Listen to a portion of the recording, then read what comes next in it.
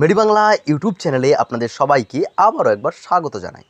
তো আজকের এই ভিডিওতে আমি আলোচনা করব, আমাকে অনেকেই কমেন্ট করে থাকেন যে তারা প্রেগনেন্সি টেস্ট করেন, অর্থাৎ প্রেগনেন্সি টেস্টের সময় একটি দাগ আসে বা অনেক সময় হালকা একটি দাগ আসে।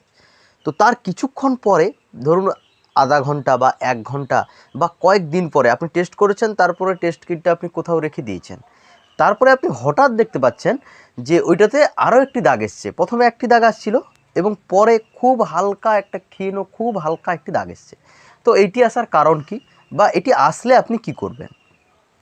এটি আসার প্রধান কারণ প্রেগনেন্সি টেস্টের সময় বা প্রেগনেন্সি টেস্ট কোন দিন করবেন এবং প্রেগনেন্সি টেস্টটা যে করছেন আপনি কোন কিটটাতে টেস্ট করছেন, কোন ধরনের কিটটাতে। তো এইসবের ওপরে আমার এই চ্যানেলে আমার একটি ডেডিকেটেড ভিডিও রয়েছে, তো চাইলে আপনি সেটা দেখতে পারেন।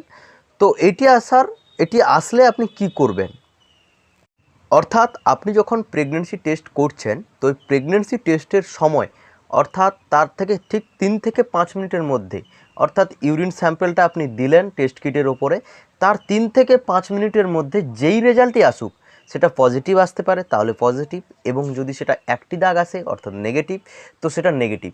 পরে মানে 1 ঘন্টা বা কয়েকদিন পরে যাই রেজাল্ট আসুক, সেটা কিন্তু আপনার অ্যাকচুয়াল রেজাল্ট নয়। অ্যাকচুয়াল রেজাল্ট হলো 3 থেকে 5 মিনিট পরে যেটাই আসবে সেটাই আপনার সঠিক রেজাল্ট বা অ্যাকচুয়াল রেজাল্ট।